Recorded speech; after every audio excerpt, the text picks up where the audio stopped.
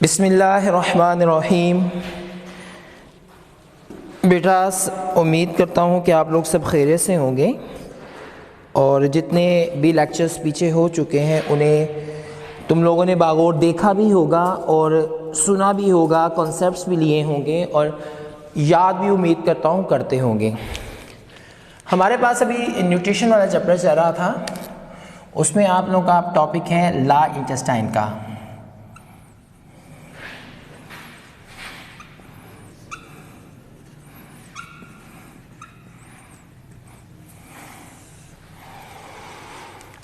Large intestine जो है ये हमारे पास 3 टाइप्स की हैं। इसके 3 टाइप्स में इसके 3 पोर्शंस हैं। एक हमारे पास कहलाता है caecum, colon and number 3 rectum. अब जो सीकम है ये हमारे पास जो आप लोगों की स्मॉल इंटेस्टाइन है उसका जो 3rd पोर्शन है इलियम का, उसके साथ ये अटैच होती है। तो ओवरऑल आप लोगों की जो लार्ज इंटेस्टाइन है इसका फंक्शन है elimination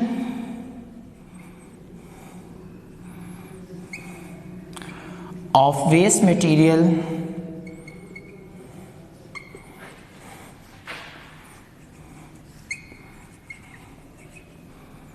like urea,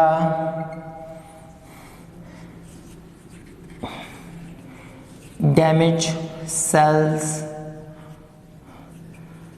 red blood cells,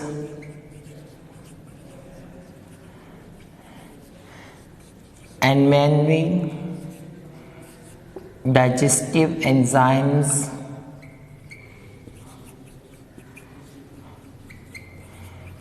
and undigested food। ठीक है ना, ETC इन सब की ये बॉडी से तुम्हारे एलिमिनेशन करने का इसका हमारे पास जो है वो बेसिक फंक्शन है। ठीक है, अब जो आप लोगों की सीकम है ना, ये जो स्मॉल इंटेस्टाइन के 3rd पोर्शन के साथ जुड़ी हुई होती है, तो ये हमारे पास इसकी शेप होती है टी लाइक, इस टाइप की होती है। ठीक है ना, जैसे मैंने पीछे आप लोगों को स्मॉल इंटेस्टाइन समझा रहा था तो उसमें भी मैंने कुछ की बताई थी कि इसकी शक्ल ऐसी होती है, इसकी ऐसी होती है। तो ये टी शेप की हमारे पास होती है। ठीक है ना, तो ये इलियम के साथ इसकी अटैचमेंट होती है। तो आप लोगों की जो लार्ज इंटेस्टाइन है उसका पहला जो पोर्शन जो टी शक्ल का होता है वो हमारे पास क्या कहलाता है, सीकम कहलाता है। उससे अगले वाला हमारे पास पाउच लाइक होता है। ठीक है ना, वो हमारे पास कहलाता है आपका कोलोन। अब कोलोन जो है, ये बात भी में रखना कि कोई भी फूड पार्टिकल, क्योंकि सिर्फ इसमें आता ही अनडाइजेस्टेड है, ठीक है ना, तो ज़ाहिर इसके अंदर डैमेज सेल के अलावा साथ प्लस हमारे पास वाटर भी होता है। ठीक है, वाटर सारा कुछ मौजूद होता है। जैसे हमारे पास मटेरियल कोलोन में पहुंचता है तो यहाँ पर सिर्फ और सिर्फ वाटर एब्जॉर्प्शन होती है। क्या होती है, वाटर एब्जॉर्प्शन।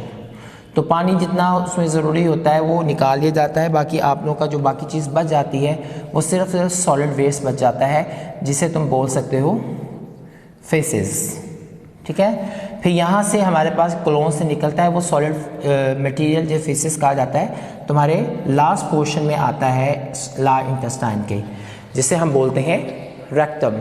रेक्टम के अंदर आपके वो टेम्पोरेरी जो है वो स्टोर रहता है, और जब आप लोगों को हाजत होती है, आपको रिफ्लेक्स होता है, तो फ़ौरन आपका जो एनस है, जो एनल पार्ट है, ठीक है ना, जो एनल पार्ट है जिसे एनस भी तुम कह सकते हो, वो ओपन होता है और जितना सॉलिड वेस्ट मटेरियल होता है उसको बाहर जो है रिमूव कर दिया जाता है। After the digestive product of our bite have been absorbed in blood, the remaining mass enters large intestine. It has 3 parts: cecum, a pouch like that form a T junctions with small intestine, colon and rectum. So from colon water is absorbed into blood. As water is absorbed, the solid remains of food are called feces. Feces mainly consist of undigested material like number of bacteria, slug of cell, टूटे हुए जो cells होते हैं alimentary canal के during digestion.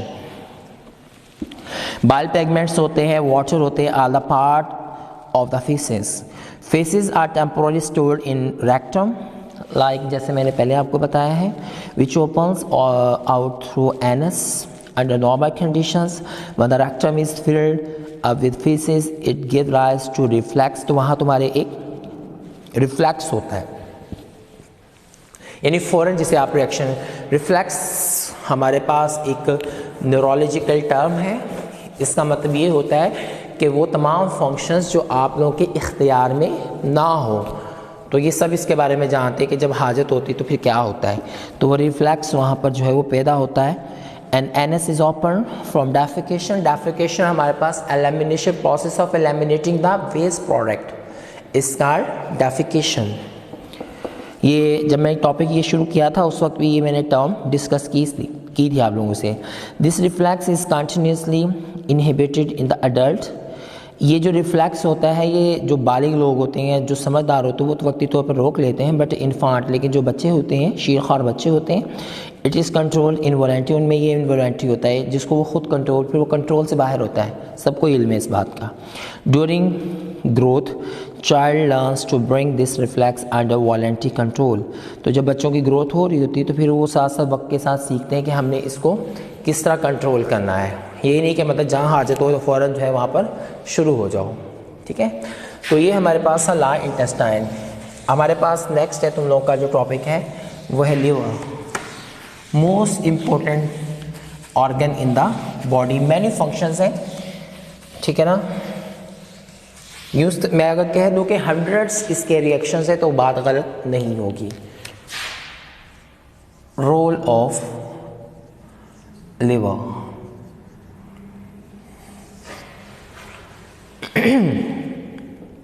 समझ आ गई बेटा मेरी बात की.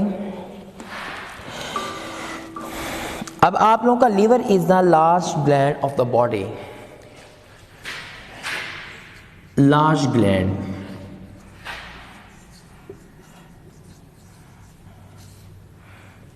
ठीक है. आप लोगों का लीवर क्या है? एक लार्ज ग्लैंड है. अब इसको ग्लैंड क्यों बोला गया है? ठीक है ना. जिस्म के अंदर सबसे बड़ा ग्लैंड यही हमारे पास है. लीवर का साइज़ के लिहाज से ये सबसे बड़ा है. ये बिल्कुल आप लोगों की जो राइट साइड है उसमें आपके जो आपका डायाफ्राम है, आपकी पसलियाँ और आपकी जो बैक होती है, ठीक है ना, तो ये हमारे पास मिलके क्या बनाता है? तुम्हारा डायाफ्राम बनाता है. तो डायाफ्राम आपके बिल्कुल ये राइट साइड पर, डायाफ्राम के नीचे राइट साइड पर आपके एब्डोमिनल कैविटी यानी पेट के अंदर ये मौजूद होता है. और ये लार्जेस्ट ग्लैंड है हमारे पास. लार्जेस्ट ग्लैंड इसलिए बोला गया है कि इसमें हमारे पास सबसे एक इम्पोर्टेंट ग्लैंड है जो हमारे पास कहलाता है पैंक्रियाज. ठीक है ना. ये आप लोगों का पैंक्रियाज जो है दो तरह के हार्मोन्स पैदा करता है. एक तुम्हारा इंसुलिन और दूसरा तुम्हारा है ग्लूकागॉन. ठीक है. ये जो है डिक्रीज करता है ब्लड शुगर और ये तुम्हारा इंक्रीज करता है ब्लड शुगर को. मिसाल तुम शुगर नहीं ले रहे तो तुम्हारे ये ब्लड के अंदर क्या करेगा? ग्लूकोज की मिकदार को लेवल पर लेकर आएगा. तो वक्त तुम्हारे बॉडी के अंदर जो है जो नॉर्मल ग्लूकोज लेवल 90 से 140 mg होना लाजिम है. ये नॉर्मल ग्लूकोज कंसंट्रेशन है तुम्हारे ब्लड के अंदर. ठीक है ना. तो ये इंक्रीज करता है ब्लड शुगर को, ब्लड के अंदर शुगर को. ठीक है. तो ये हमारे पास इस ग्लैंड की खास तौर पर खसूसियत बिलखसूस इसकी वजह से. और इसके अलावा इसमें बाइल ग्लैंड है. ठीक है ना. जो डाइजेशन प्रोसेस के अंदर बहुत सारे साल्ट को रिलीज़ करता है डाइजेशन के लिए. और डिफरेंट हमारे पास इसके और बहुत सारे फंक्शंस हैं. ठीक है ना. तो स्पेशली हमारे पास इस ग्लैंड की वजह से जो इसके साथ ही मौजूद होता है दूसरा बाइल ग्लैंड हमारे पास, और इसके अपने भी फंक्शन है. बहुत सारे ये हार्मोन्स निकालता है तुम्हारे अंदर. ठीक है ना. तो ये अलग टाइम होता है तो मैं इस पर डिस्कस करता बहुत वजाहत के साथ.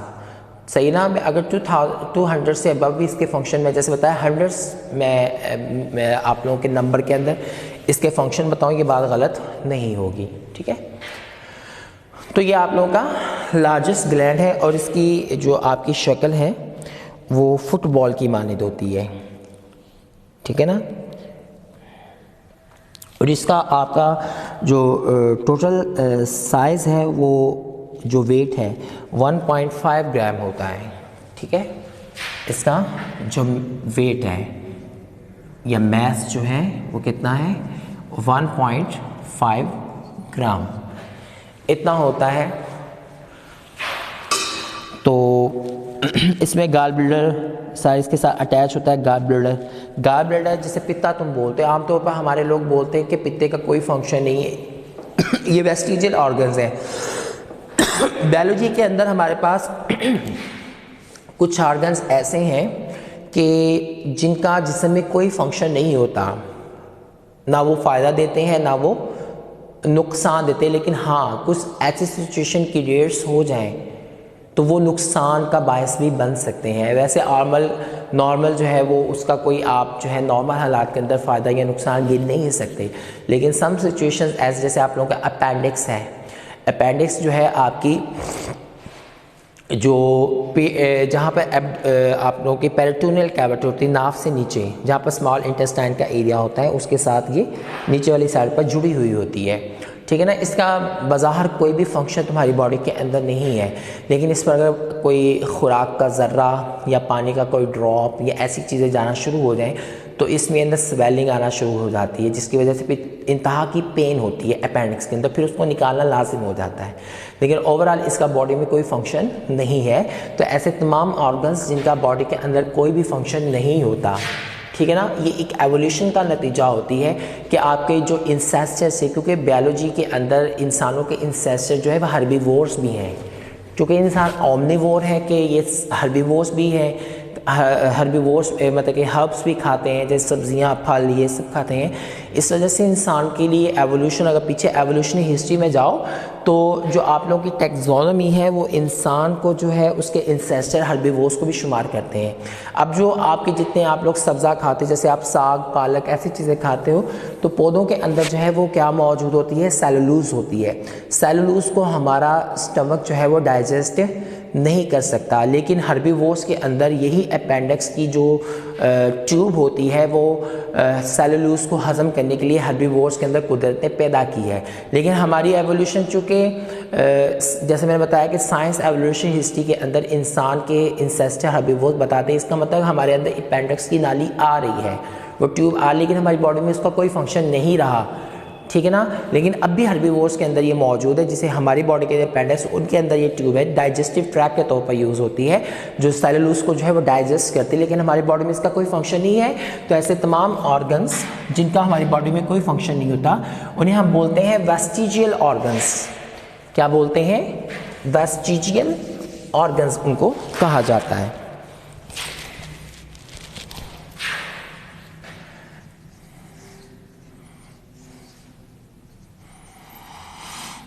तो ये अपेंडिक्स भी उनमें से है। आमतौर पर हमारे मुआशरे के अंदर ये बात मशहूर है कि अगर आपका गाल ब्लैडर निकाल दिया जाए तो भाई कोई नुकसान नहीं होता, इसमें जहर होता है, इसमें वो होता है, ये होता है। हकीकत तो बात ये है कि इसके अंदर हमारे पास जो बाइल ग्लैंड से साल्ट्स आते हैं वो इसमें स्टोर होते हैं, ठीक है ना। और यहाँ से जितनी मिकदार में ज़रूरत होती है फिर अपने अंदर से उतनी मिकदार में ये रिलीज़ करता है।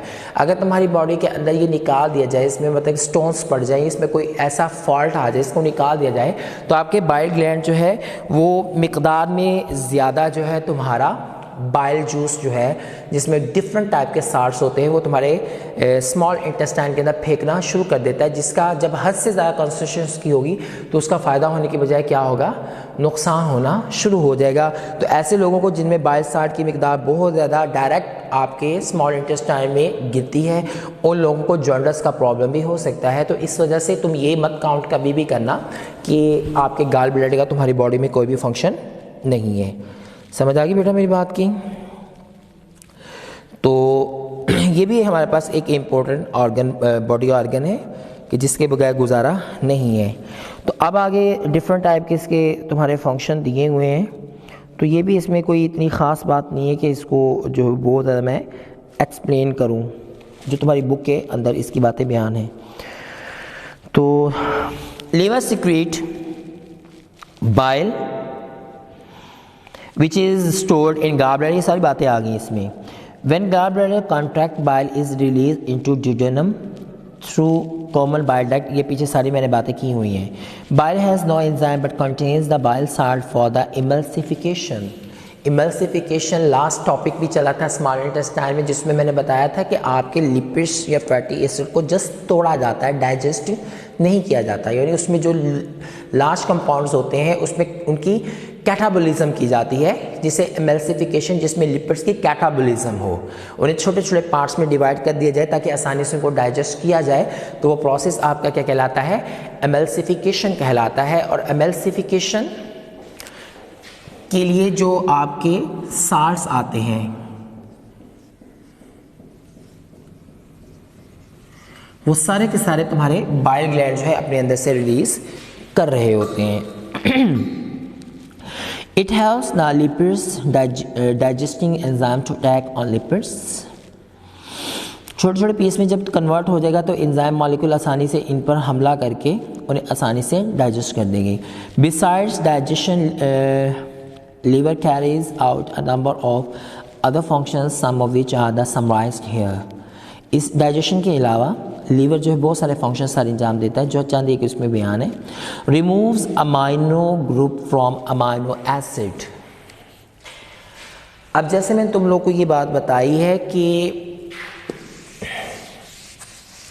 जितनी तुम प्रोटीन्स खाते हो, ठीक है ना, जितनी तुम प्रोटीन्स खाते हो, चाहे वो गोश्त की सूरत में है चाहे सीरियल्स की सूरत में, जो दालें वगैरह हैं, ठीक है ना, बीन्स वगैरह, उन सब के अंदर मौजूद होते हैं अमाइनो एसिड्स।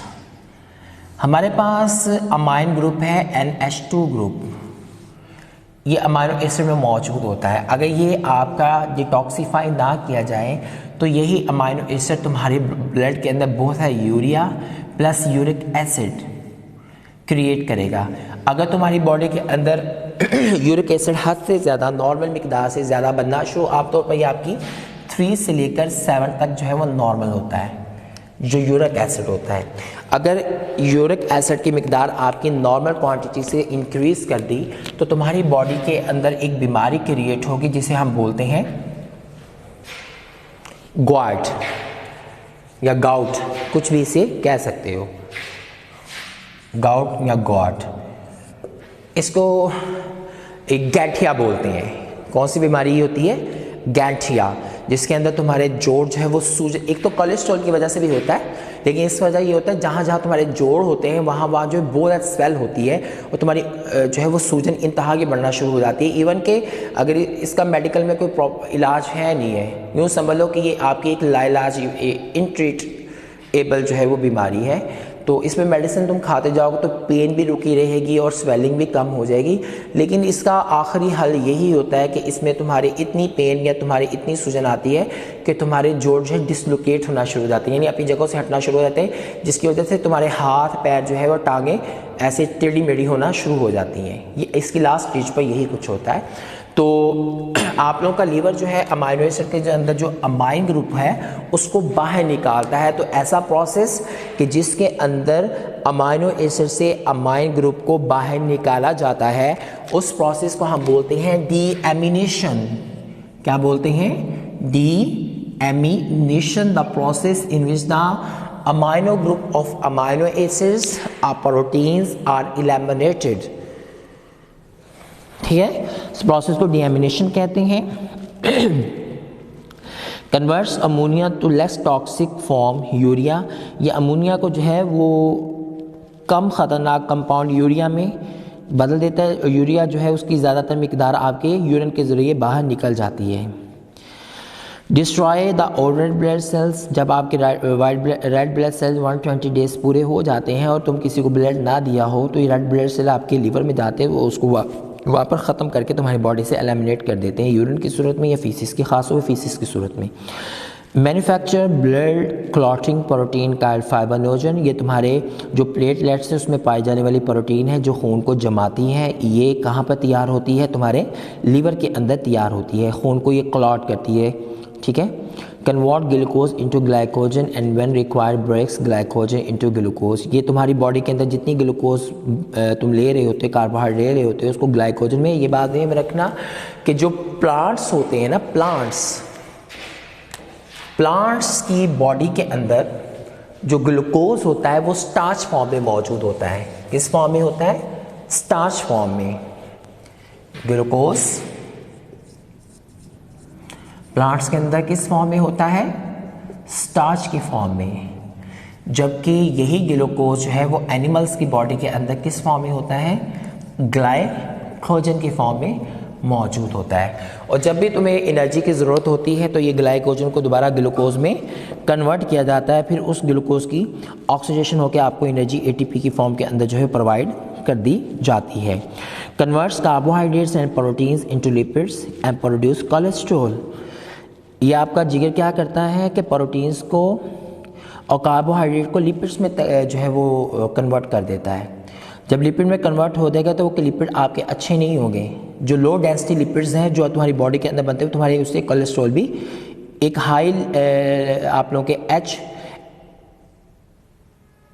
डेंसिटी लिक्विड होते हैं HDL, ठीक है ना, हाई डेंसिटी लिपिड्स, और एक होता है लो डेंसिटी लिपिड्स LDP, ठीक है ना, लो डेंसिटी लिपिड्स, ठीक है ना। ये दो तरह के तुम्हारे बॉडी के अंदर कोलेस्ट्रॉल पैदा होते हैं। एक अच्छी क्वालिटी का होता है, ठीक है ना, जो आमतौर पर अनसैचुरेटेड होता है, और एक बुरी क्वालिटी का होता है जो सैचुरेटेड हो, जो जम जाता है। तो ये तुम्हारे प्रोटीन्स और कार्बोहाइड्रेट को जो है वो लिपिड्स में जो है वो कन्वर्ट कर देता है, और लिपिड जो तुम्हारी बॉडी का कोलेस्ट्रॉल इंक्रीज़ कर देता है। कोलेस्ट्रॉल इंक्रीज़ करना बहुत सारी बीमारियों का बायस बन सकता है, इसलिए अपने लीवर के फंक्शन को बेहतर बनाओ और ऐसी ग़िज़ाएँ इस्तेमाल करो कि जो तुम्हारे लीवर को जो है वो तंदुरुस्त रखे, specially vitamin C। Produce heat to maintain body temperature. Body temperature को मेंटेन करने के लिए हीट पैदा करता है। Store fat soluble vitamin A, D, E and K। ये हमारे पास चारों विटामिन जो है ये फैट सॉल्युबल है, यानी कि अगर तुम इसे फैट के साथ लेते हो, आमतौर पर बेटा मेरी बात वही में रखना कि दो तरह के हमारे विटामिन होते हैं। विटामिन आपको हमेशा फ्रूट से मिलते हैं, इसके अलावा किसी भी ग़िज़ा से आपको विटामिन मिल नहीं सकते, ठीक है। तो इसलिए फ्रूट्स का इस्तेमाल जो है अपनी खुराक के अंदर लाजिम करो। ये आपकी बॉडी के लिए बेशक बहुत कम क्वांटिटी के अंदर, यानी यूँ समझ लो कि 100% खुराक ले रहे हो, उसमें सिर्फ 0.5% इसकी मिकदार की ज़रूरत है, लेकिन इसकी अफादियत से इनकार नहीं किया जा सकता, क्योंकि तुम्हारी बॉडी के अंदर बहुत सारे एंजाइम जो है विटामिन की मौजूदगी के अंदर एक्टिवेट होते हैं, ख़ासतौर पर तुम्हारी आँखों के जो एंजाइम्स हैं। तो ये आपके दो तरह के विटामिन हैं, water soluble and fat soluble. Vitamin C ये हमारे पास विटामिन जो है ये वाटर सॉल्युबल है।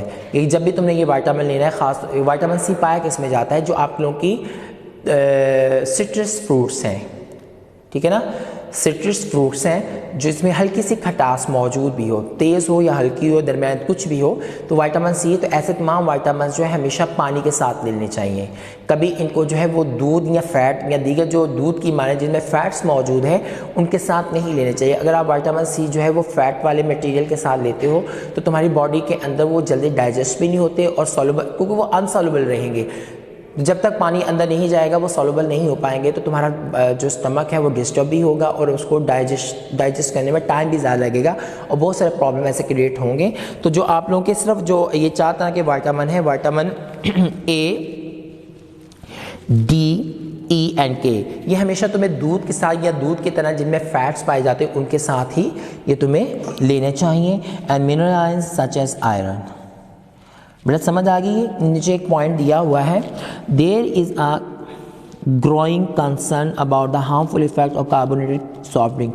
हमारे लोग जो है आजकल सॉफ्ट ड्रिंक का ट्रेंड हो गया है कि इसके बगैर ना हमारी पार्टीज़ होती है, ना हमारे घर के चलते हैं, ना हमारे मेहमान जो है इसके बगैर ओके होते हैं। तो अब इनके साइड इफ़ेक्ट्स क्या हैं? They are very acidic and make our body poor in oxygen.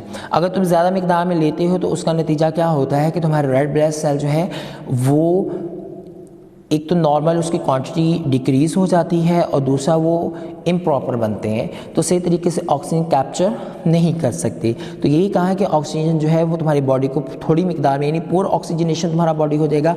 They contain phosphoric acid which dissolve calcium of the bones, ठीक है ना। दूसरा इन्होंने यहाँ पे लिख दिया है कि क्या कहता है, इसमें फास्फोरिक एसिड होता है कि जो तुम्हारी बोन से कैल्शियम आयन को निकालता है। अब कैल्शियम आयन को तुम्हारे बोन में से जब निकालेगा तो तुम्हारी बोन जो है वो वीक हो जाएगी, जिसकी वजह से बहुत सारे प्रॉब्लम्स क्रिएट हो सकते हैं। स्पेशली यहाँ पर मैं एक बात करूँगा, जो तुम्हारी प्रॉब्लम है टेटनी। कौन सी प्रॉब्लम? टेटनी। जो सॉफ्ट ड्रिंक बहुत पीते हैं ना, तो ज़रा ख्याल कर लें, ठीक है ना।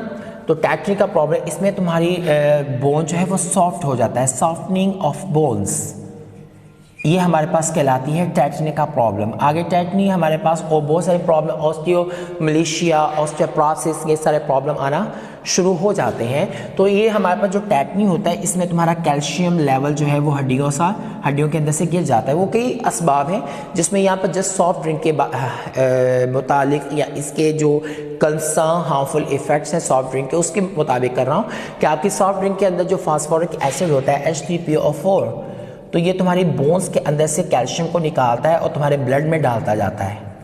अब देखो दूसरी तरफ, एक तरफ तो आपकी हड्डियां वीक हो जाएंगी, दूसरी तरफ जब कैल्शियम आपके ब्लड के अंदर जाएगा तो तुम्हारी जो ब्लड वेजल्स हैं उनके अंदर ये जमना शुरू हो जाएगा।